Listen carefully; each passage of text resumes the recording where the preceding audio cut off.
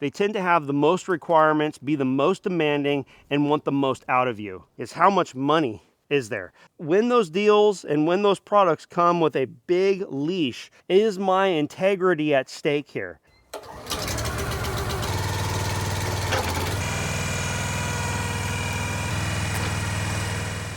Welcome to the Okie Woodsman channel. My name is Joe, and I'm going to take the mystery out of channel sponsorship and affiliate links for the average viewer and small to medium sized channels. This will also be an interesting discussion for the average viewer because no doubt if you watch YouTube, you see sponsored content. So I want to kind of give you some insights about how it's worked for me, and I plan on having this discussion with you as I split into a tote. I've had my splitter warming up for just a little bit, and we're just about ready to get started.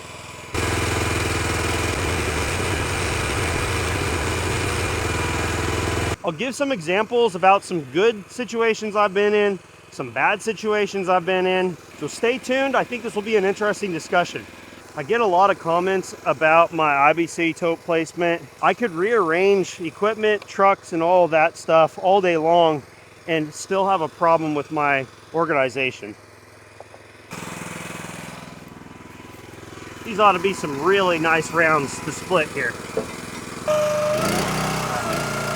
So let's talk about the elephant in the room. Your favorite channels, no matter who they are, if they're big, likely have some sort of brand deal going on. Huh. Everything's still a bit cold, but I'm gonna put my knife in the stronger position here. Hydraulics are also cold as well. But as I was saying, your favorite large channels no doubt have some sponsorship things going on, even when it's not clear.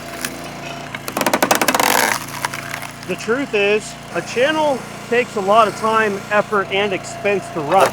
This is why I try to cut around knots.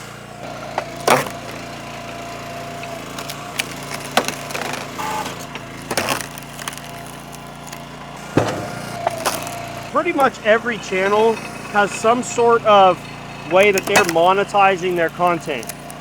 So channels like Outdoors with the Morgans, they no doubt have sponsorships and they've had deals throughout the past.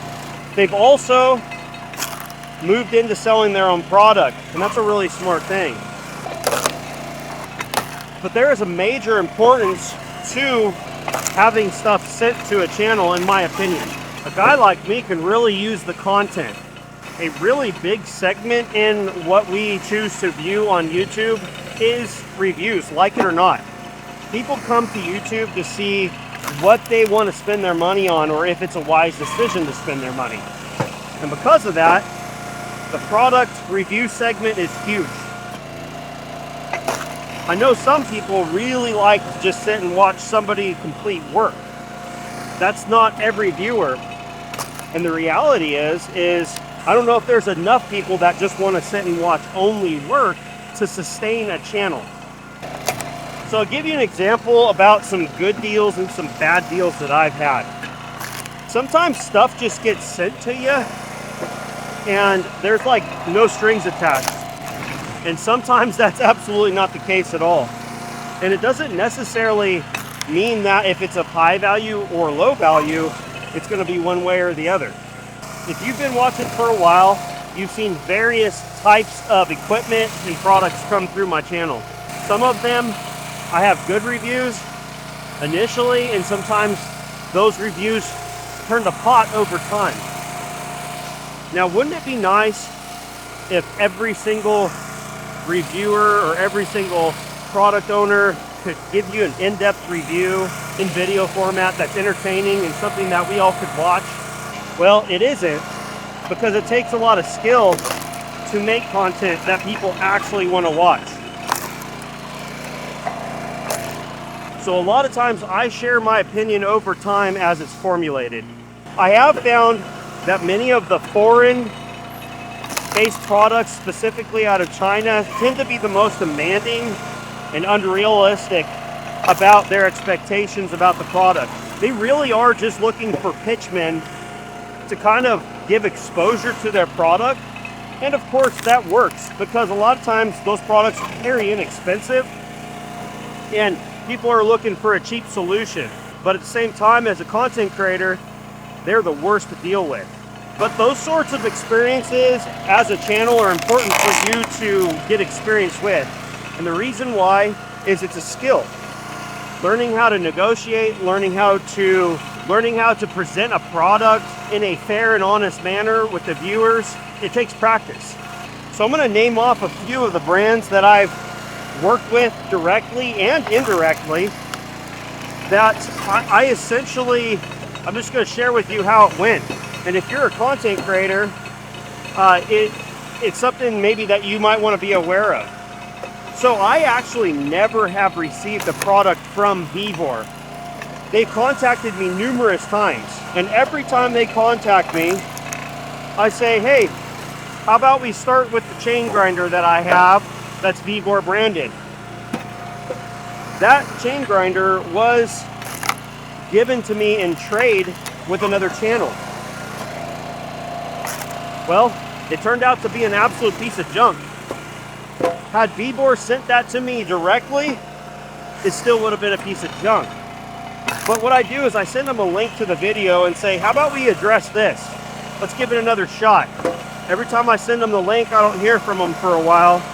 And then they got a new person that says, hey, we love your content. Are you interested in working with us?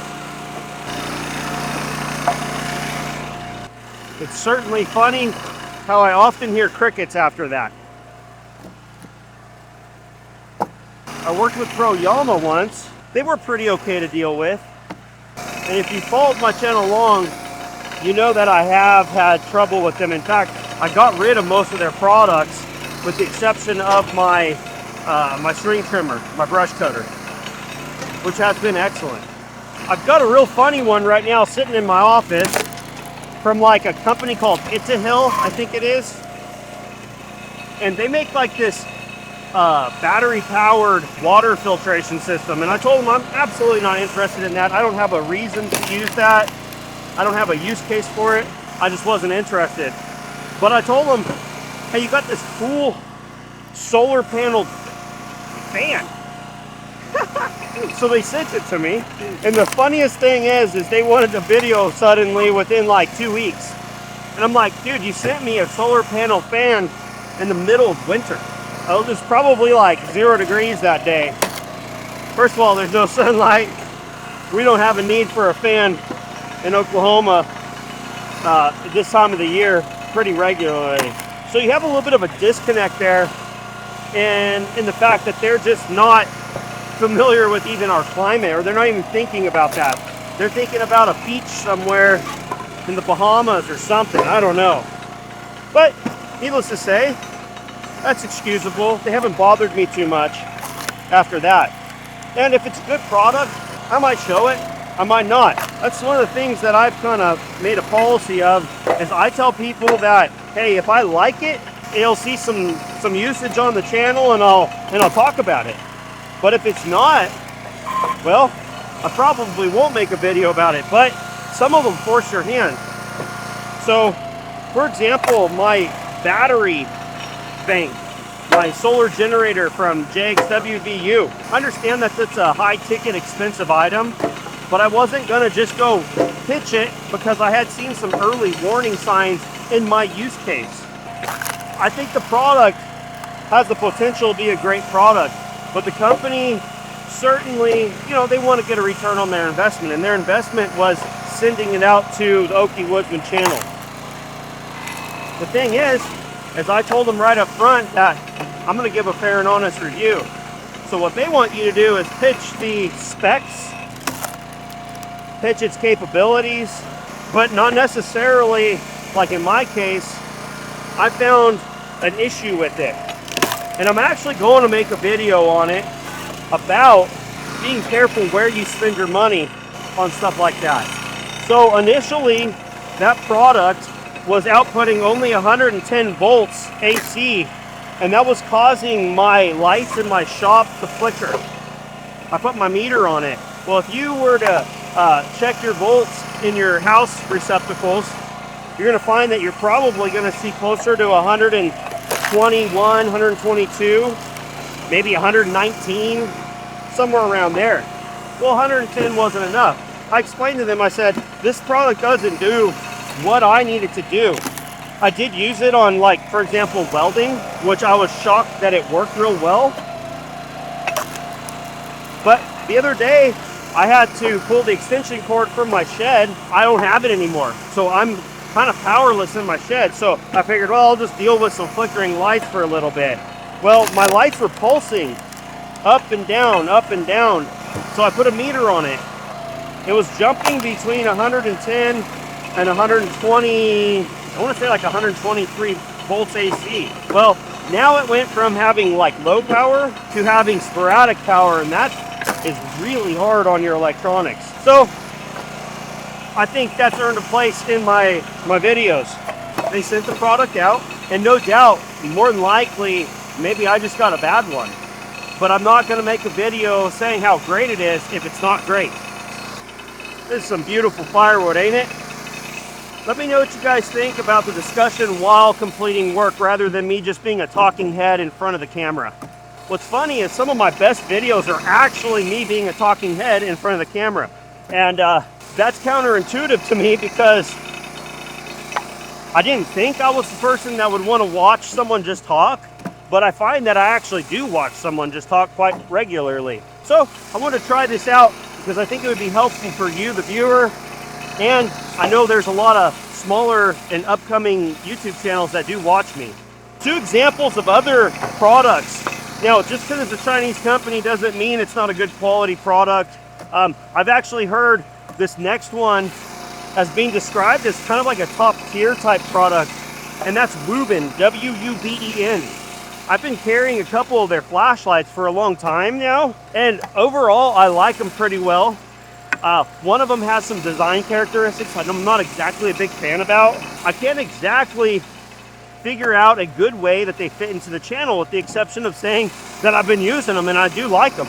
They've been pretty cool, but I'll tell you what, they recently sent me this second light I'm talking about, where I don't have, like, it's not like the best product in terms of design. They've assumed that I'm going to just make a video on it because they sent it to me. I never agreed to make a video on it. I don't know. So some of you non-YouTuber type viewers might be saying, well, there's your problem. You've accepted free product. You know, channels like Project Farm, he's done phenomenally well, not accepting anything from any manufacturers. His content is solely reviewing. I think that's really important that he be blameless in that way. A lot of times I'll get people that say, hey, why don't you test this saw? Well, I don't have access to that saw. For example, if someone says, hey, I want you to test a 585, well, first of all, I'm not gonna buy a 585 just to test with it because I'm not interested in that saw. And because I'm not a review channel, you bet your bacon that if Husqvarna or saw suppliers or someone else wanted to send me a 585, you betcha I'm going to take it because it's content, it's an awesome saw, there's a lot of value in it, and yeah, I'd take it because I can't afford just to buy saws to test with. And something that's important too on YouTube channels is not niching down too much. There's this concept of niching down, and certainly I fit into the woodhound niche to an extent. I'm not a big time firewood producer. I'm just a guy that really enjoyed cutting with chainsaws, and it was just kind of a natural progression of like, oh yeah, may as well make a lot more firewood because splitting with a maul was getting difficult. Some of you might be asking why I'm splitting these so small. It's because this is oak and it takes a long time to dry, and we like smaller wood like this because we do like to bundle it as well. I want to give a shout out to a couple channels, a couple small channels, and one saw builder that I just recently placed on the loader of my Coyote tractor. I've mentioned one already before, and that was Julka. He's starting out a new channel. Julka, I apologize. I don't get an opportunity to watch a lot of your content because the reality is I'm very short on time. But what I've seen so far is pretty cool. Kind of like a brand new chainsaw channel, so you might check them out. I did tag them down below. Another one is a saw builder that built my 2511T. He has a great reputation in the online like Facebook groups. I personally have only dealt with him one time and have less than a tank through my 2511. So I can't necessarily say that, you know, in the long run that saw is going to be a perfect saw. And also keep in mind, saws and mechanical devices and can fail. But Corey built a fantastic 2511 for me, and I went ahead and put his sticker on my loader. Corey Corp, Fab Corp is the name. He's here in Oklahoma, and like I said, there's a lot of people on Facebook that really enjoy his work. Not only that, if you're looking for like old, like Husqvarna or Jansrud saws or whatever, he comes up with some of the cleanest OEM saws that I've ever seen. Models like, he just had a 371 XP the other day, sold it for a great price. It was sold within minutes. I swear it was minutes. And the next one, man, this is a really cool channel. It's called Derek's Stuff. He's a chainsaw guy. He does firewood. He has a lot of knowledge. And Derek, I apologize, I don't know all that much about you. And a lot of it falls into the same category of I don't get a lot of time to watch YouTube, but what I've seen is fantastic. So make sure you check out his channel as well, see if it's a good fit for you. I wanted to share some of my best types of experiences, and some of those best experiences have been from like the smallest companies with really the most to lose. You know, and a lot of times that happens to be domestic type companies and products. For example, you know, Drew's Boots. Drew's Boots has been fantastic to my wife and I. They really don't expect, I don't even know if they watch the channel, to be honest with you. They're a US based company that makes some of their product in Mexico.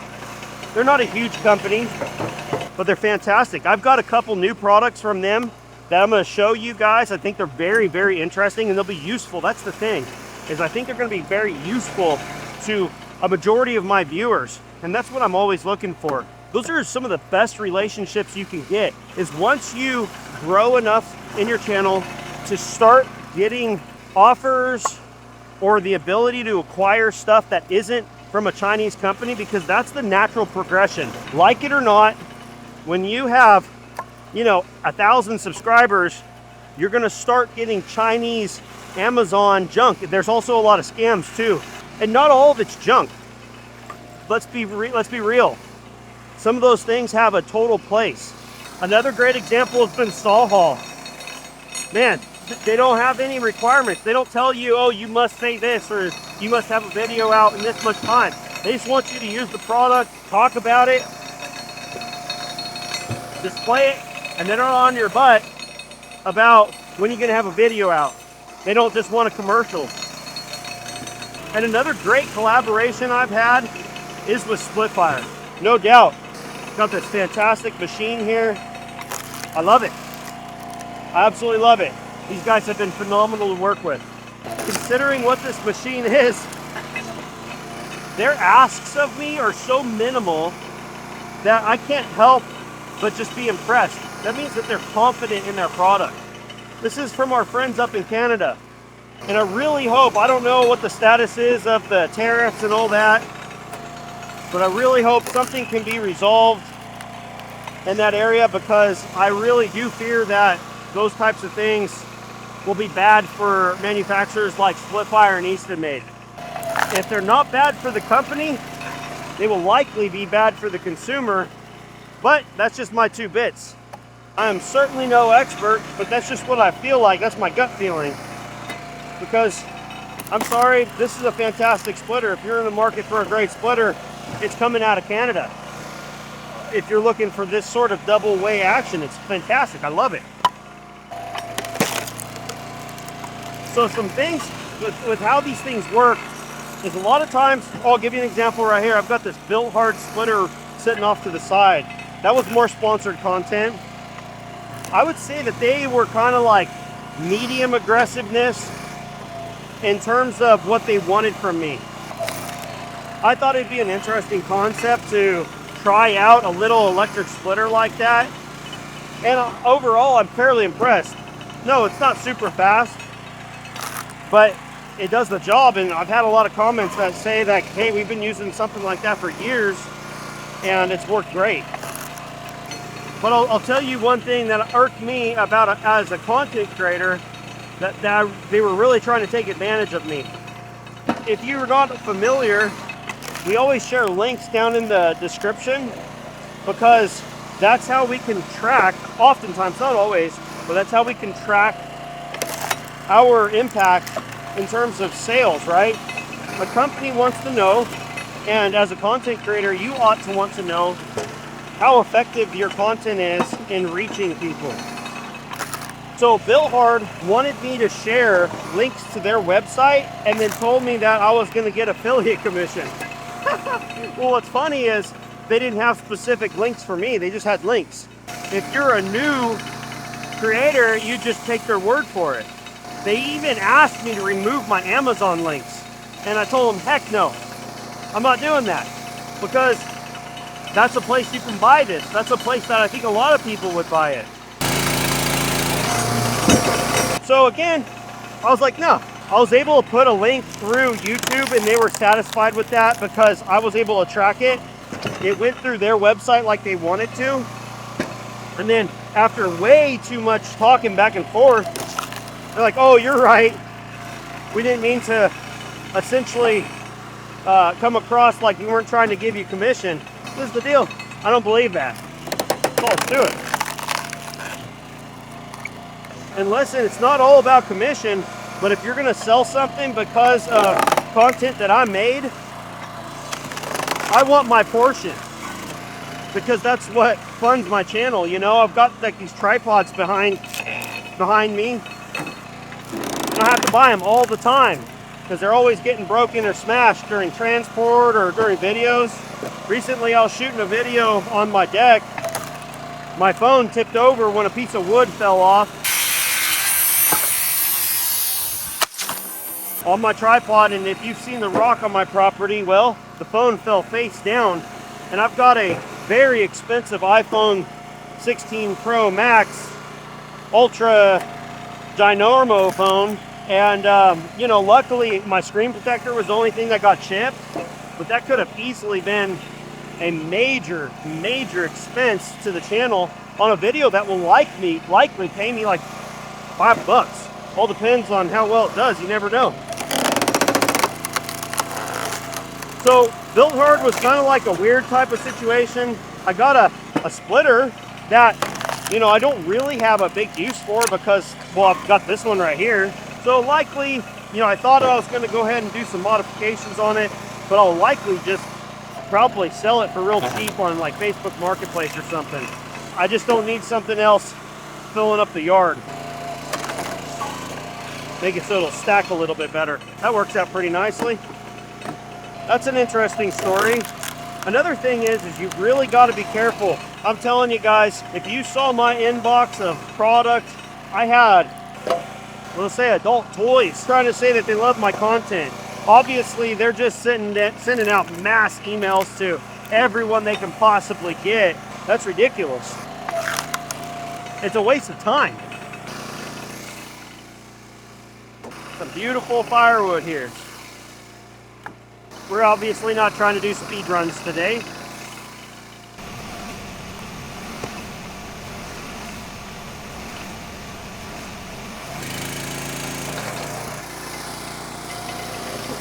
We're almost halfway full in this tote. I don't have very many more left. I need to get some more because it's super handy to not have piles of firewood everywhere.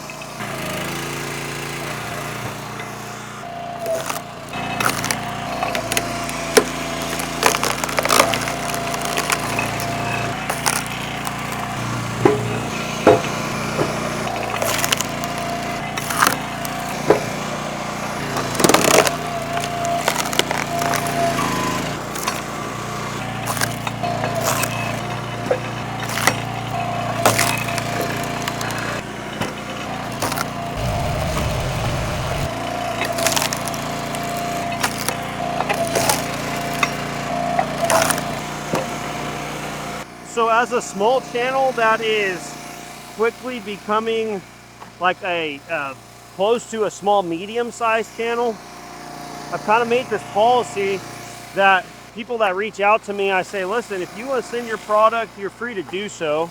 But essentially it goes something like this. I'll take a look at products, see how they fit, see if they're any good, see if they're video worthy, see if it's something that I can get behind. And it may see some usage on the channel. It may get mentioned, but I don't promise to show anything anymore. With a channel my size, I have partially earned the ability to be able to do that. Understand that very likely, if you're a brand new channel and you're just starting out and you're struggling with content, I think a lot of people like to say, well, just stand your ground. When someone offers you a useful tool, let's say it's like a cant hook, okay, and you're a firewood channel, and you could use another cant hook. You're gonna say, yeah, I'll use it. Probably, unless you have a ton of cant hooks. But if you're in need of a cant hook, or let's say you need an additional backup saw for a truck saw or for a giveaway, for example, you're likely to find benefit in what they're offering.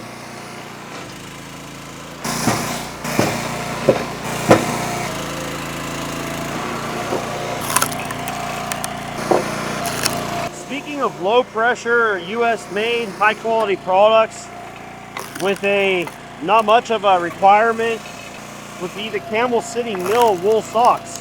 If you have been around here for any length of time at all, you'll know that I have been a huge wool sock fan for my feet health. It's been fantastic.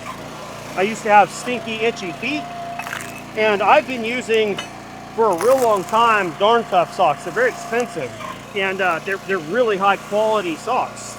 I don't suggest, unless you're just flush with cash, that you go start off and buy a whole bunch of socks all at once like that, because they are pricey.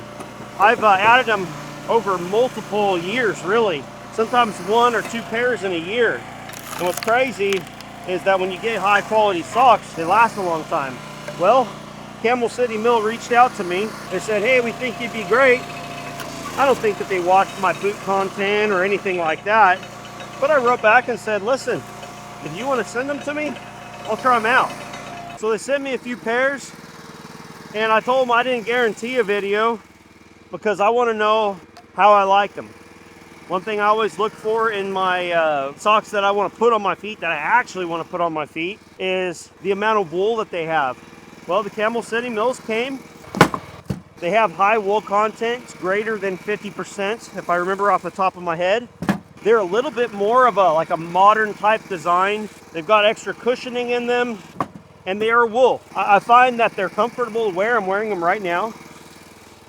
And this is a real strange thing, but you can actually wear wool socks 2 days in a row, which makes them fantastic for like extended work shifts. If you're working long hours, or if you're on like a hunting excursion, firefighting, or anything like that. After I've had them, and I've been wearing them about a month. Now, of course, I can't speak to their durability. They do have a fantastic warranty. It's somewhere around 7 to 10 years, something crazy long, way longer than your cheap Hanes socks from Walmart. But I've been wearing them. They are made in the Carolinas, made in USA. There is a discount code OKI10. You might give them a check. I do have links down below. And that's a perfect example of a company that I want to work with, because they sent me a product with no promise from me. And when I say promise, I'm not talking about like a contract. I'm talking about saying, yeah, I will do that. They didn't do that for me. They didn't require me to say, hey, we need you to do this, this, this, and this, make this sort of campaign, say these things. They said nothing. All I can say is that they're wool socks made in the United States with a little bit more of a modern twist versus like my Darn Toughs. I think they have they're thicker in certain places where my Darn Toughs kind of tend to be just like a single thickness type knit, or they have like maybe some pads one place. And where I do have some wear on some of my Darn Toughs is actually in some of the thin spots that you wouldn't expect wear. Now, I'm going to try their warranty out at some point, and as always, you will know what I think about them. I won't spend a lot of time on this, but many of my regular viewers know how good saw suppliers has been to many of my my viewers, because that discount is phenomenal. It helps me out, but it also helps you guys out. Many of you are coming here looking for that Echo saw or Husqvarna saw, and we can offer phenomenal discounts through saw suppliers. They're another example of someone that doesn't tell me what to say or how I should present it. Steve just trusts me to make the content I make.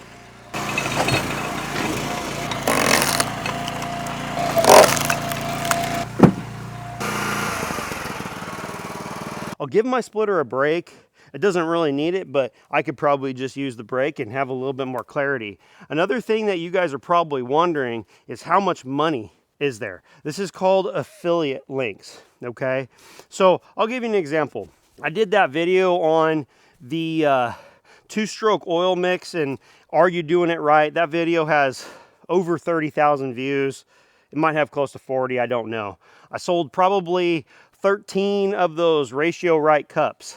Those things pay me about 70 cents or so per mixing cup. And so, you know, with a channel my size, you know, getting 30 or 40,000 views, that's a big video for me. And then the product that most people have purchased in there has earned me less than $15. That wasn't sponsored by anyone. That was a piece of equipment that I purchased on my own, made a video on it, or utilizing it really. It wasn't even entirely a video on it. It was just a video about oil and measurements. And that yielded me, like I said, $15. Built hards, any of those that sell, I think I get like, I want to say like $7 or something like that. They're not a big seller. They have sold. Pro Yama saws, they earn something. Chainsaws, I end up getting somewhere around 2% to 5%, depending upon multiple factors, depending upon if you've ever shopped there before, if you're a new customer or not. If you're a new customer, I tend to get towards the higher end of that scale. And I'm just speaking in generalities because it's not always the same. Another example of a phenomenal type of relationship has been TriStar. They don't have a set list of rules. They say, hey, here you go. Tell me what you think about it. And I've actually been critical of a few of the products that I've gotten from them. And yet they still will send me another product because I think that they're legitimately wanting to know how these things perform, because as a shop, they can't test everything out in the field. They rely upon people like you and me to get experience with the products and see how they do. And so I really appreciate that. Through all of my cumulative affiliate links, a lot of times it matches the amount of money I make on YouTube. And the amount of money I make on YouTube can be anywhere from $500 to $1,200 in a month. Now, keep in mind, you might think, wow, that's a ton.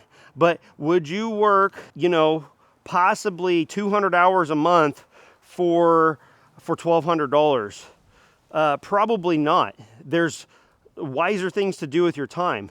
Now, let's say I had a banger of a month and I had a $1,200 YouTube month and $1,000 in affiliate commissions. Then would you work 200 hours for, you know, $2,200? Well, it's starting to make a little bit more sense, but then you also have to factor in the costs that you incurred to film those videos. So again, you know, is it worth all of your time? So you as the viewer, when you're watching and someone pitches a product, you know, I'm not going to do a video game ad for the latest mobile gaming app, though I've been offered $500 or so just to do so. I'm not going to do that because I don't play those things. I play solitaire. That's about it. When you see things on channels with affiliate links, and if it's something that legitimately interests you, contemplate and consider purchasing it through those links, because those things matter. They matter tremendously to a channel. And you new YouTubers or channels with 1,000 to 10,000 subs, maybe even up to 50,000 subs, because sometimes channels explode and they don't necessarily have a lot of experience with affiliate links or collaborations. Be careful who you work with. Stand your ground. Don't just do anything and everything they want you to do, because otherwise, you know, when I'm on TikTok, I see all these people, they're almost like pitchmen for just random random tools. And a lot of times they're just like garbage tools. I couldn't do that. I've shown some things like, for example, that Built Hard splitter. Let me think of something else here. Well, I've got that Wild Badger string trimmer. I haven't even ran it yet. It's an inexpensive string trimmer. And I really, truly do believe that there could be a market for it. And what a place to see it, but rather on a place like my channel.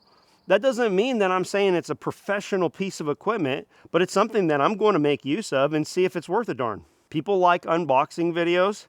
It helps me out giving me content. It helps me out learning what's out there, right? Because somebody mentioned in that video buying an Echo PAS system, you know, you'd be closer to $900. Now, for the person that needs a pole saw occasionally, or a person that needs, you know, hedge trimmer occasionally, and let's say they have a half acre with a couple Bradford pears, you know, something that just constantly is shooting out little shoots, they need to get trimmed all the time or are constantly breaking in the wind.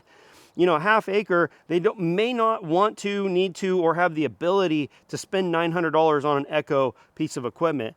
I definitely appreciate you buying Echo equipment because I get a kickback when you do it through sawsuppliers.com and utilize my 10% off coupon. Of course, those things are always listed down below, but understand if a person's going to use that stuff periodically, it may not be the best decision for them to drop $900, or they may not be able to yet, right? Let's say that a person like that is ready to buy something because they don't want to pay someone to come and do a job for them. It's going to save them money. And then they might buy a bigger, larger piece of property at some point.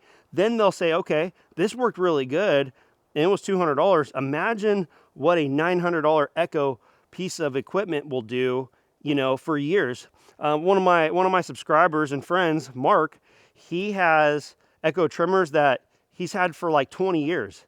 And they've been fantastic. He's not going to buy anything but Echo because he's an Echo man and he's had very, very good experience with them. And that makes total sense. But at the same time, you know, think about that young 25-year-old man and with a young family and their first house. It probably doesn't behoove them to put $900 on a credit card when they can go and get a $200 piece of equipment. So think about that. Don't say, hey, I've got 500 acres or I grew up on 500 acres. I'm a steel man and there's nothing but steel. You got to understand that there's a reason for this broad range of equipment out there. One of the things that's so important to me is that my integrity is intact. So I just wanted to share some experiences. I think I had some other ones that I wanted to share. Oh, here's another bad experience. It was with that little drone. That kind of backfired on me. And the reason why it backfired on me is I was sent that and you know, they wanted a video and I've wanted to have a drone to be able to add to the channel, right? To add different unique types of shots, because to me, YouTube is an informative place, but for me, it's also like an artistic type of place. And so I got this drone and then I find out that there's like all this licensing involved for like commercial drone pilots. And it's like, you know, I wanted to fly this thing at 80 feet above my house. I understand that, you know, maybe 100 feet.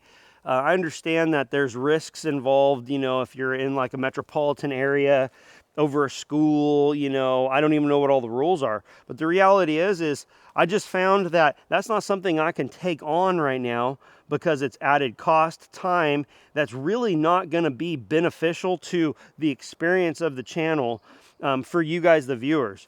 Yeah, it'd be cool to send up a drone here and there, but at the same time, it's like I could spend 30 or 40 minutes getting 15 seconds of footage shown 2 times in a video.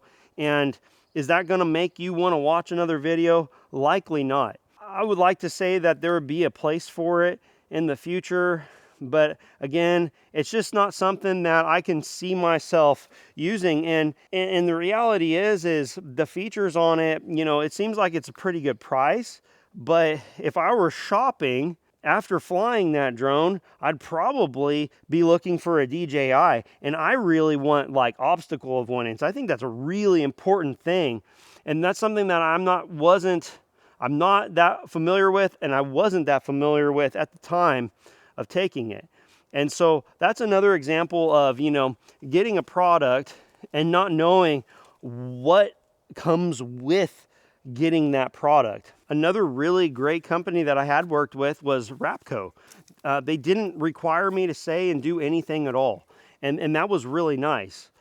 You know, again, that's a US based company, small business. So I want to say this, any of you viewers and any of the other small channels, if you can help out those small businesses and you get an opportunity to do so, and let me say, you are going to have to earn your right to have that conversation with them, because if you're not getting the views, it doesn't make sense necessarily to send you something like a $200 carbide chainsaw chain. But if you're getting the views and you're a reasonable person, can present information in an informative way, and I think it's also, if you can be truthful about it, right? If you can say, hey, this is a great aspect to it, this is a negative aspect to it, I think that any company worth their salt is going to respect that. And if they can't respect that, you probably don't want to work with them anyway. So a few takeaways on this video is that some of the least expensive, and they tend to be the foreign companies,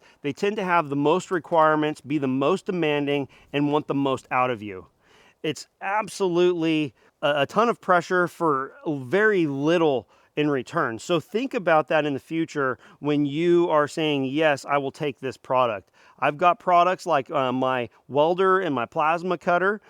Best Arc has been one of the best inexpensive Amazon type branded products that I have ever worked with. They literally, it's either that they're not organized or they're just hands off. I got a welder, I tested it, I've used it, and they're happy and fine with it. They didn't have a whole bunch of a list of requirements for me, and that's a phenomenal thing to have freedom as a video content creator. It's awesome. It's totally cool and it's freeing. And so when those deals and when those products come with a big leash of this is what you have to do, I would say run from them. Actually, there was one US-based company that I was very interested in working with because I thought it would bring a lot of value to me, which in turn would bring a lot of value to you guys. They literally had like 10 requirements. They wanted me to shoot a commercial. They wanted me to make like a review, and they're a US-based company with products made in the USA. And I just had to step back and say, this is not for me. I'm not going to commit to all these things because you're going to provide me with $3,000 worth of garage or shop organization. To me, there was way too many strings attached, and it just simply was not a good fit for me because I didn't have previous experience with the product. So how can I agree to all those stipulations if I don't even know if I'm going to love it? So be careful what you agree to, because you don't want to get yourself in a position where you're like questioning, is my integrity at stake here? It's easy to do on accident. I can tell you that right now. It's very easy to do on accident, and you don't want to place yourself in that position. I hope all of this information helps you out. I hope for the regular viewers that are not interested in putting a camera in their face, you get a little bit of an idea about why and how it all works, because it's complex, it's time consuming. You know, I talked about, you know, how much time you might spend, and you might earn, you know, you might earn $10 an hour when it's all said and done. And I view myself as a fairly successful channel with 18,000 subs. But, you know, $10 an hour on a good month is not a lot for how much time that I put in, and plus there's a ton of investment. That's what you don't necessarily see. Now, of course, some of that investment is stuff like this, and I love having my tractor, but it's not putting food on the table currently for my family, and that's really what I need right now is, you know, I can't feed my family necessarily with the tractor currently yet, but I'm getting there, right? So it's all building up together, and that's the dream, and that's the real goal of what we are able to accomplish here. And to you guys, I'm thankful. And so everyone, I really appreciate you. And I hope, again, that you'll leave comments below saying that this was informative, or saying I didn't, you did know that, you didn't know this, or ask how it works. I can be transparent with you. Very few things are contractual, really, and there is contracts with some of this stuff, but very few things are contractual. And so I can be open and honest with you, and talk. And I just really appreciate y'all being here and giving our family this opportunity to share our lives with you. Thank you for watching the Okie Woodsman channel, and I will see you on the next one. I'm going to get to splitting, finishing this up. It's my boy's 13th birthday today, and we have plans in a little bit. See you guys later.